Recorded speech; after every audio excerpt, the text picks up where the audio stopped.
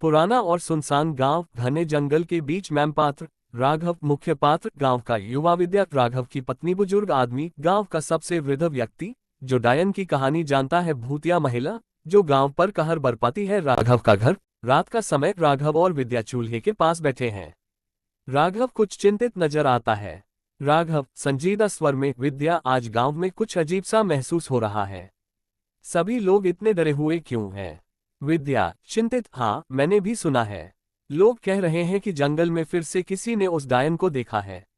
राघव गहरी सांस लेते हुए, ये बस अफवाहें हो सकती हैं। हमें बुजुर्ग आदमी से जाकर बात करनी चाहिए, वो ही सच बता सकते हैं। बुजुर्ग आदमी का घर, रात का समय, राघव और विद्या बुजुर्ग आदमी के घर पहुंचते हैं। घर के अंदर दीपक की हल्की रोशनी है। राघव, बाबा हम आपके पास कुछ पूछने आए हैं। गांव में लोग कह रहे हैं कि डायन फिर से आ गई है। बुजुर्ग आदमी गंभीरता से, हाँ बेटा ये सच है। वह डायन फिर से जाग उठी है। वर्षों पहले गांव वालों ने उसे जलाकर मार डाला था, लेकिन उसका बदला लेने का समय अब आ गया है। विद्या डरते हुए, लेकिन बाबा हम क्या कर सकते हैं? बुजुर्ग आदमी धीरे से, बस एक ही रास्ता है। तुम्हें उस डायन के पुराने घर में जाना होगा जहां उसका शाप अब भी मौजूद है। वहां उसके शरीर के अवशेष हैं जिन्हें नष्ट करना ही एकमात्र उपाय है।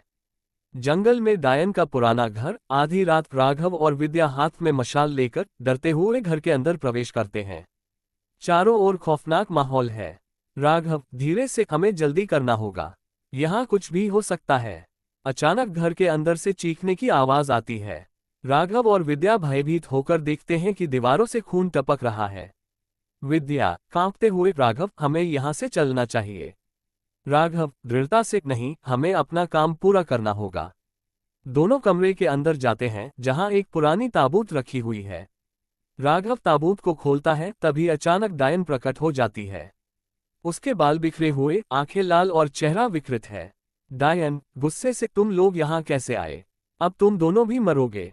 राघव डरते हुए लेकिन हिम्मत जुटाते हुए, हम तुम्हें नहीं छोड़ेंगे, तुम्हारा अंत आज यही होगा। राघव ताबूत के अवशेषों को जलाने के लिए आग लगाता है। डायन चिल्लाते हुए, नहीं तुम यह नहीं कर सकते। डायन आग में जलने लगती है और उसकी चीखें गूंजती हैं। उसके साथ घर भी ध्वस्त हो जाता है। सिंह गांव का मंदिर। सुबह का समय, राघव और विद्या गांव के मंदिर में प्रार्थना कर रहे हैं। राघव शांति से, अब सब खत्म हो गया, गांव अब सुरक्षित है। विद्या संतोष से, हाँ हमने आखिरकार उस डायन से छुटकारा पा लिया। बुजुर्ग आदमी मुस्कुराते हुए, तुम दोनों ने बहुत साहस दिखाया, गांव तुम्हारा ऋणी रहेगा। राघव और विद्या एक दूसरे को देखते हैं